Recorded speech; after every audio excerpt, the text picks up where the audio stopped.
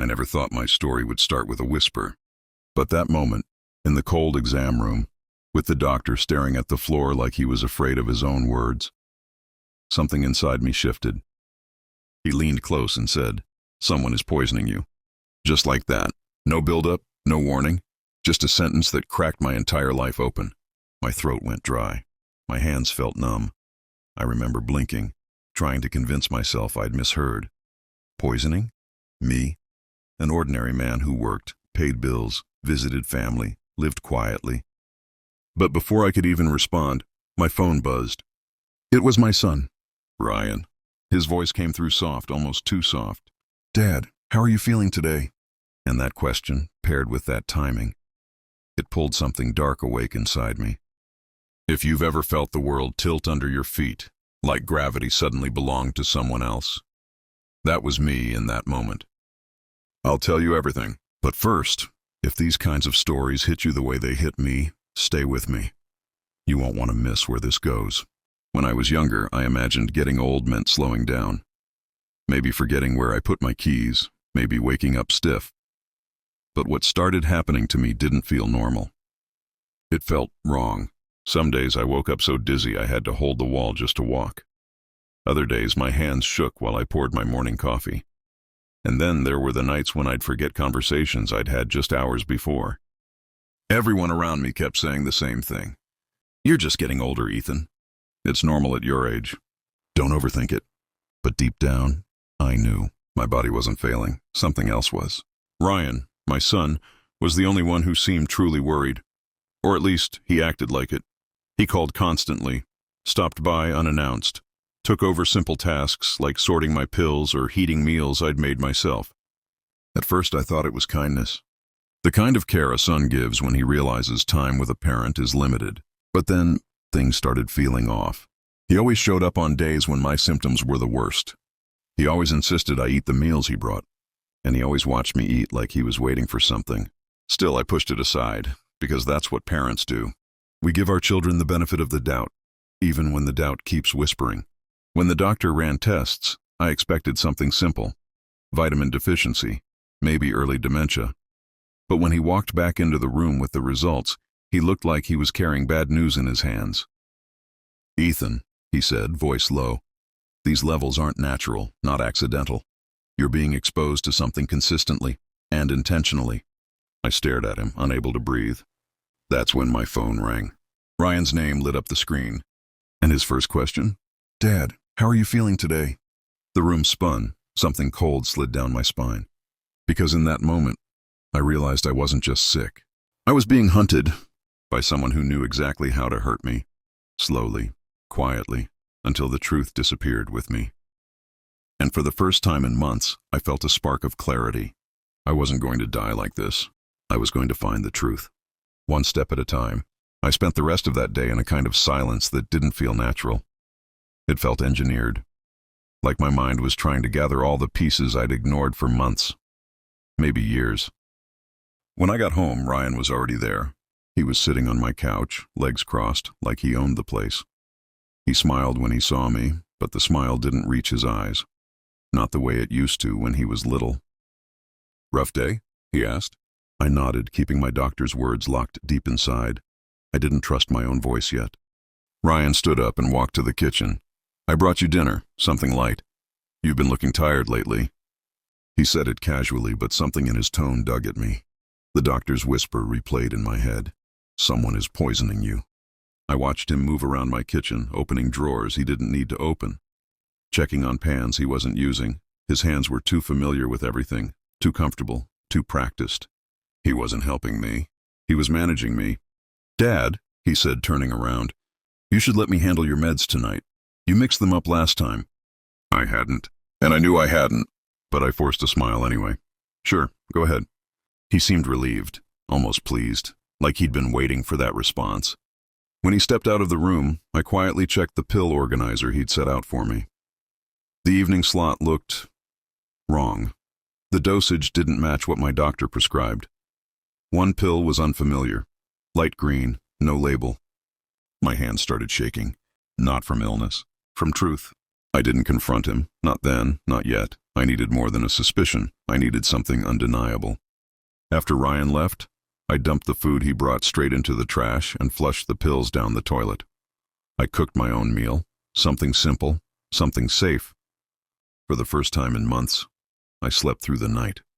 The next morning I woke up clearer, steadier, more present, no dizziness, no shaking, no nausea.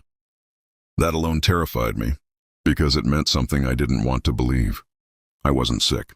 I was being made sick, and my son, my only child, was the only person with consistent access to me. I spent the next few days pretending to get worse, pretending to forget things, pretending to need his help. And Ryan embraced it all. He visited more, brought more food, handled more pills. He even started mentioning things like, maybe you should put someone in charge of your accounts, and, Dad, what's your plan? You know, if your health goes downhill fast. He always said it lightly, but his eyes were calculating. One afternoon he slipped and said something that made my stomach twist. I know your life insurance is good, Dad. That's one thing you did right. I froze, because I hadn't told him about the policy, not the details, not the updated beneficiary I'd recently changed to a charity. No one knew except my lawyer. Ryan noticed my silence and quickly tried to cover it with a joke. But the damage was done, and there was one more thing I noticed. Something subtle, something small, but once I saw it, I couldn't unsee it. My symptoms always peaked after Sunday dinners. The only meals I didn't cook, the meals Ryan insisted on preparing for me. That night, sitting alone at my table, I realized I couldn't rely on instincts anymore. I needed proof, something solid, something I could hold in my hands and say, this is what you did to me. So I went to the one person I trusted who wasn't tied to my family, my lawyer. I told him everything, every symptom, every meal, every pill, every moment Ryan helped me. He listened without interrupting, then leaned back and exhaled slowly. Ethan, do you want the truth or do you want comfort? I closed my eyes for a moment, then answered, I want the truth. He nodded once. Then we need evidence, real evidence, and we need to get it before he realizes you're getting better. He slid a folder toward me. Inside it was the first tool in the plan that would change everything, a tiny recording device, barely bigger than a quarter. My lawyer tapped the folder. Use it. Document everything. Meals, pills, conversations, dates, times. Don't confront him, no matter what you find. Once we start this, we finish it. I walked out of that office with a new kind of weight on my shoulders. Not fear, not grief. Resolve. If my own son thought he could quietly erase me, he was about to learn exactly what I was still capable of. One careful step at a time, I started part one of my plan the very next morning. I woke up early, earlier than Ryan would expect, and walked through my house with a different kind of awareness. Every drawer he'd touched, every cup he'd washed, every leftover container he'd moved around in my fridge. I studied them like crime scene evidence, because that's what they were. Before anything else, I placed the recording device inside a small ceramic bowl on my dining shelf. It blended right in with the clutter of souvenirs and gifts. It wasn't the only device I planned to use, but it was the first, and I needed to test it. I spent the next hour preparing for Ryan's arrival. That meant one thing, acting. If I wanted him to slip, he needed to believe nothing had changed. I forced a slight wobble in my steps. I let out small groans when I sat down. I let my voice shake when I called him. Ryan, can you stop by? I'm not feeling great. He arrived in less than 15 minutes. He walked in with a grocery bag hanging from his hand, the kind of bag he always brought when he wanted to take care of dinner. I could smell the food through the thin plastic, something heavy, something with a sauce, something that could hide anything. Dad, you should have called sooner, he said, setting the bag down. You don't sound good. I watched him unload the containers. He moved quickly, like someone who'd done this routine so often he didn't need to think. He plated the food, stirred it, tasted a bit, and then pushed a bowl toward me. Eat while it's warm. I gave a weak smile. Thanks. You always know what I need. He smiled back, but there was something tense in his jaw, something waiting, watching. I took one slow spoonful, then put the bowl down. Not hungry, I murmured. Disappointment flashed across his face. real disappointment. He tried to hide it, but I saw it. I'd seen that same expression on gamblers who realized the bet they placed wasn't going to pay out immediately. "It's okay," he said after a beat. "You can eat later." I nodded, pretending to be too tired to argue. What he didn't know was that I'd already switched bowls before he arrived.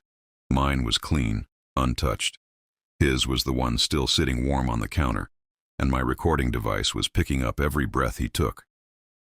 After he left for the night, after he told me to rest up, and that he'd check on me tomorrow, I waited for the sound of his car driving away, then dumped the food into a sealed bag.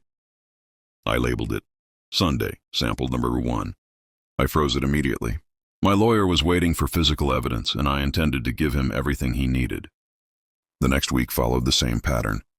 Ryan visited almost daily, sometimes bringing full meals, sometimes just passing by to help with my meds. Every visit was a performance. His lines were rehearsed, his concern was choreographed, but the recording device caught cracks in every sentence. One day, while sorting my pill organizer, he muttered under his breath, "He's fading. Finally." Finally, my heart hammered so hard I thought he might hear it.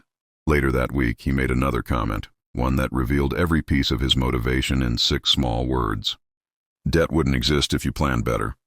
Debt. That was the missing thread. But I didn't tug on it yet, not out loud. Instead, I installed 2 more recording devices, one inside the spice cabinet, one underneath the dining table. By now I knew exactly where he hovered when he tampered with things. He always leaned into the same counter space, always used the same spoon, always hummed faintly when he mixed something into my meals. And every time he did, I saved it. Sample number 2, sample number 3, sample number 4, frozen, labeled, logged. But then came the moment that changed everything. It was a Thursday afternoon. I had pretended to nap in the living room while Ryan was in the kitchen, making tea. My symptoms had decreased since I stopped consuming anything he gave me, so I had to exaggerate them to keep him confident.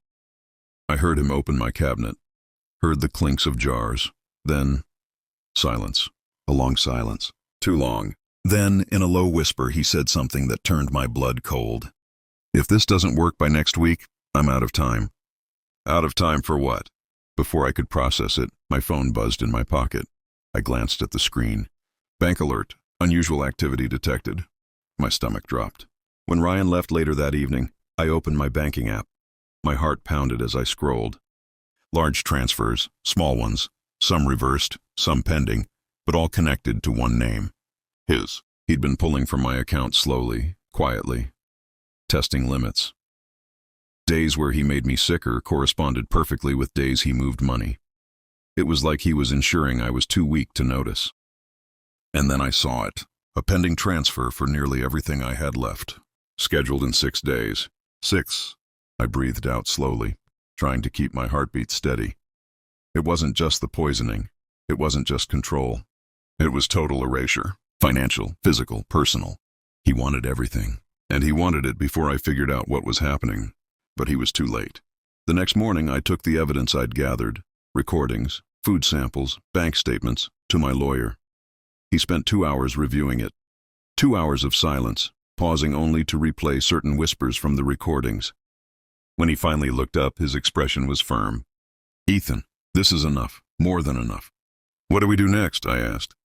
He closed the folder with a soft thud. "We set the trap." I felt something shift in me, something old, something steady, something that had been asleep for too long. For the first time since the doctor whispered those words, I felt in control. And Ryan had no idea his next visit would be the one that ended everything. My lawyer and I spent the next 48 hours building a plan so tight that Ryan wouldn't see a single crack in it. Not one. The goal wasn't just to confront him. It was to catch him in a moment he couldn't talk his way out of. A moment that revealed his intent, his methods, and his endgame. We needed him to feel comfortable, confident, safe, because people reveal the most when they believe they've already won. So the trap had 2 parts. First, I had to pretend I was getting worse, much worse. Second, I had to drop just enough bait to make him believe that time was finally on his side. To start, my lawyer prepared a set of updated medical documents. They looked official, complete with hospital logos and diagnostic codes. But they weren't real. They were designed to show that my condition was declining rapidly. Failing organs, compromised memory, reduced mobility. All things Ryan wanted to hear. Then came the bigger bait. A staged phone call with my lawyer, where I would loudly mention that I needed to review my assets and choose a long-term caretaker. We planned the conversation down to the breath. My phone would be set to speaker, and one of the recording devices would capture the entire thing. But the most important detail was when he would hear it. Ryan always entered my house without knocking. He'd perfected the habit over months, always saying, "No need for formalities, Dad." But really he wanted surprise access. He wanted to see what I was doing before I had time to hide it. So we used that. The next day, just before his usual visit window, I sat in the living room with the phone pressed to my ear. My steps were slow, my breathing shallow. I let my voice tremble. Not too much, just enough to sound defeated. My lawyer played along perfectly. "Yes, Ethan," he said loudly. "Given your declining condition, we should finalize who will have access to your accounts. We need a caretaker who can legally manage everything if things get worse." I heard the doorknob turn, right on schedule. I kept my back to Ryan as he stepped inside. My lawyer continued, "And once we sign the revised documents, the bank will freeze any large transfers until a caretaker is officially named." Ryan froze in place. I didn't have to look at him. I could feel the shift in the air behind me. The panic, the calculation. "If we don't do this immediately," my lawyer said, "someone could try to take advantage of you." There was a long pause. Then Ryan cleared his throat. "Dad, you didn't hear me knock?" I feigned confusion and turned slowly. "Ryan, when did you get here?" He forced a smile, but his eyes were sharp, hungry, cornered. "Just now. What's going on?" I ended the call. "Just some paperwork, nothing big." He studied me. "You don't look good." I let my shoulders sag. "I don't feel good." That was enough to make him relax just a little. He moved into the kitchen, asking casual questions. But I noticed the subtle things. The way he scanned the counters, checked the spice cabinet, lingered near the dishwasher. He was looking for any sign that I'd figured him out. And when he didn't find any, his shoulders loosened. After a few minutes, he said, "Dad, I brought dinner again. Let me heat it." I nodded, pretending to be too tired to argue. My job now was simple. Act weak, act grateful, act unaware. He heated the food quickly, humming the same nervous tune he always hummed when he tampered with something. When he plated the meal, he kept his back toward me just long enough for me to know he'd done it again. Another dose, another attempt. He carried the plate over with a gentle smile.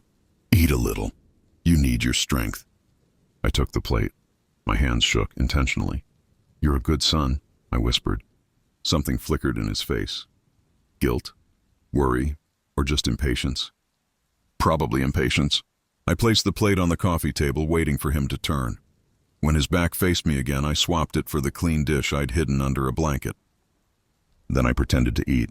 Small spoonfuls, soft chewing sounds, enough to satisfy him. After a few minutes, he asked, "Dad, what was that call really about?" I hesitated.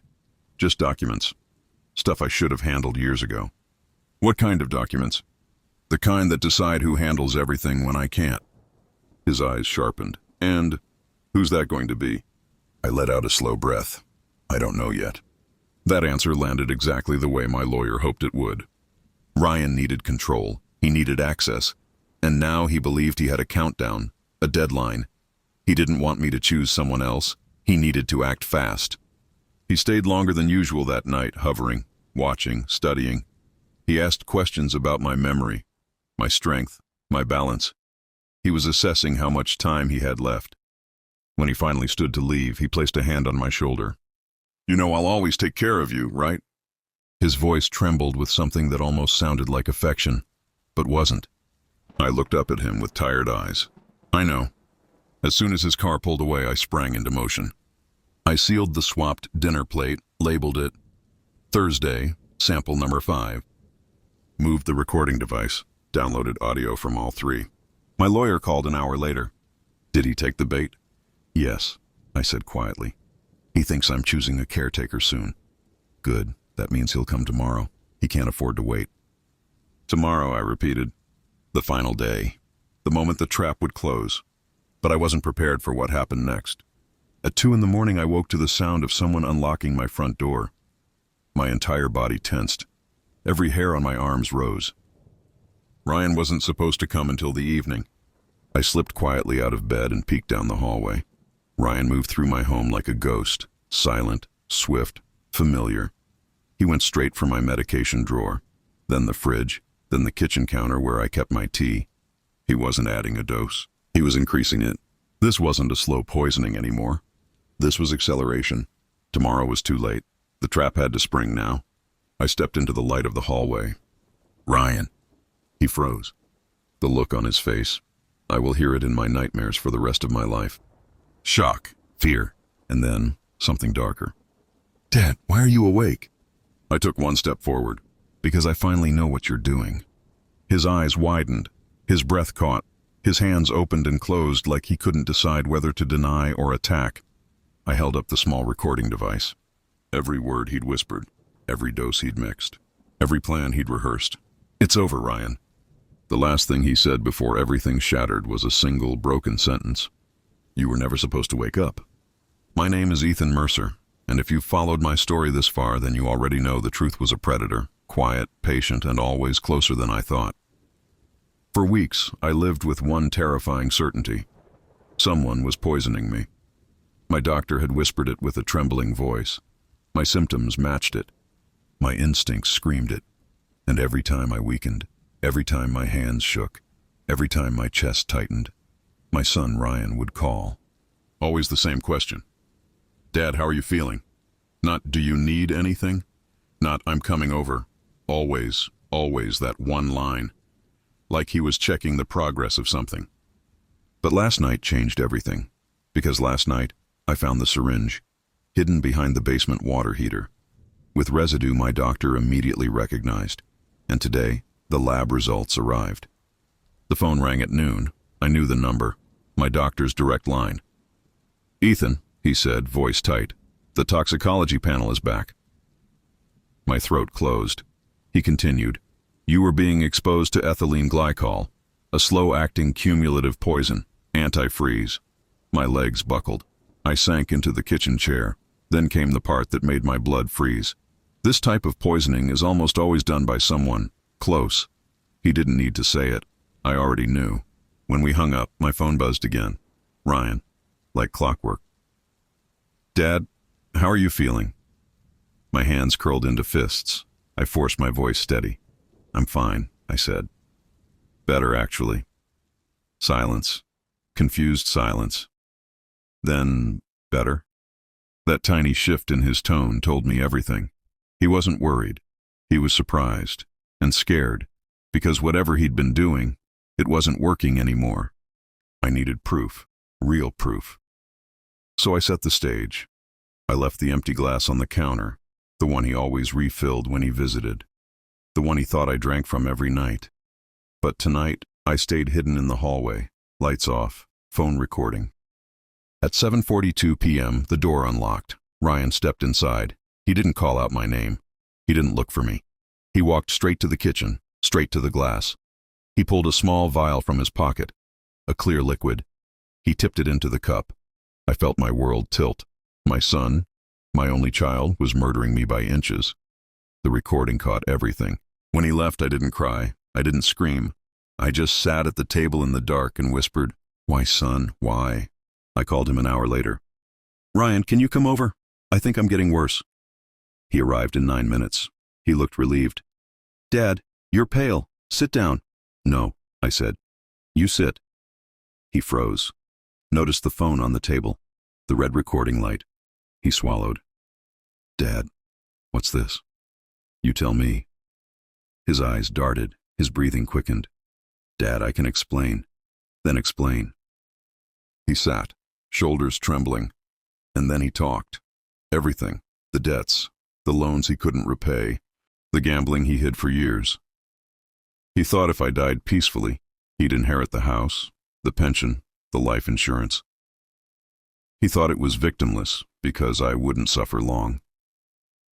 He said all that, to my face, like he wanted sympathy. "Dad, I was desperate," he whispered. I didn't mean for it to go this far. My voice broke. Ryan, you were killing me. He covered his face, started sobbing. He wasn't crying because he hurt me. He was crying because he got caught. When he finally looked up, I said the words I never imagined I'd say. I recorded everything. The police are on their way. His face collapsed. Dad, don't. Please. I'm your son. You stopped being my son the moment you decided my life was worth less than your debts. The knock came minutes later. 2 officers. I handed them the recording, the syringe, the lab results. They cuffed him. Ryan didn't fight, didn't speak. He just stared at me with hollow eyes, like I'd betrayed him. As they walked him out, he turned. Dad, I'm sorry. I didn't answer. The house is colder now, quieter. People think the worst day of my life was learning I was being poisoned. It wasn't. The worst day was realizing who was doing it. I sit in the same kitchen every morning, staring at the chair where my son confessed. And sometimes, when the wind shifts, I swear I hear his voice again. Dad, how are you feeling? And every time, I answer the same way.